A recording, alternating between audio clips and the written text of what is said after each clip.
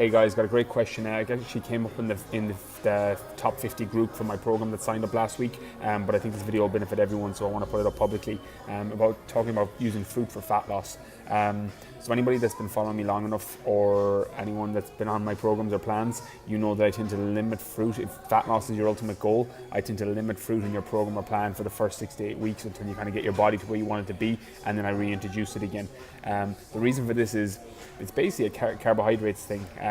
Like most fruit, again, there's different types, but obviously most fruit is fructose based, which will eventually convert into glucose, which obviously will convert into glycogen. And when you're trying to, and I've talked about, anyone's downloaded my free ebook, you can see that the chain is glucose, which is the carbs you've eaten that day, your glycogen, the carbs you've eaten over the last 24 to 48 hours, and then your body fat. What you're happening is, if you're eating too much fruit, is you're constantly storing up this glycogen store, so you're never actually getting into body fat. So body fat is your primary goal. You want to get into those stores as fast as possible. So I tend to take out things like carbohydrates, particularly fruit-based ones that are going to put you up here in the glucose or in the glycogen region, so your body actually never gets into its fat stores. Again, at the end of the day, fat loss is calories in, calories out, but you can also time macros and time carbohydrates and time things like that, so that you get the best benefit and the best bang for your buck, particularly if you're following a high intensity program. Things like giant sets or metcons or things like that, where your heart rate's elevated to 80-90%, your body's going to be better burning through that glycogen and getting into those fat stores. But you also want to kind of cut the limiting factor beforehand, so your fruit pre-workout. That being said, things like apples that have quite a slow release, I quite like using them if you're on a high intensity program or a high intensity leg day where your volume is high. You're going to tap through it really, really quickly. But if you're eating fruit with 3-4 meals, you're constantly tapping up those glycogen stores. You're always putting the fructose getting converted to glucose, and then you're never getting into your fat store. So that's why I cut it in programs for the first 6 to 8 weeks. The reality is then when you get down, so if your goal is to get down 2 dress sizes or to get abs out for the summer, get to the point, get to where you want to get to, and then reintroduce it. Because the reality is, as I said this in a video in the program yesterday in our Facebook group, that particularly getting fat loss and getting body fat down, it's kind of like pushing a tire up a hill. It's really hard pushing a big fucking tire up a hill, but it's actually pretty easy to hold it there. And that's kind of what fat loss is like, and that's why I take fruit out, because it's actually harder to get to 2 dress sizes down or get your abs out for the summer, but it's actually pretty easy to hold it. So once you get in shape, like you'll see from a lot of my transformations, that my clients hold their shape and sustain their shape, because getting there was the hardest part. It's actually pretty easy to hold there because you can reintroduce your foods. So what I would do is cut your fruit for 6 to 8 weeks.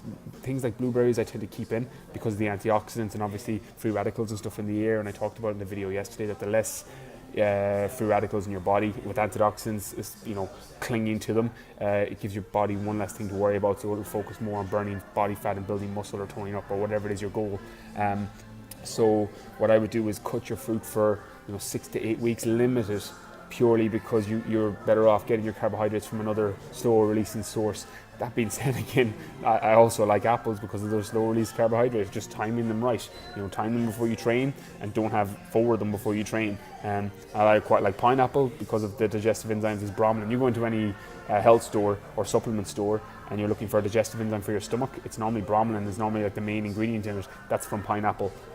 So if you have digestive issues or irritable bowel or something like that in your stomach, pineapple is probably going to help you because the bromelain is going to help break down your food. That's why people have like slices of pineapple with their meals, because it helps the breakdown of the food.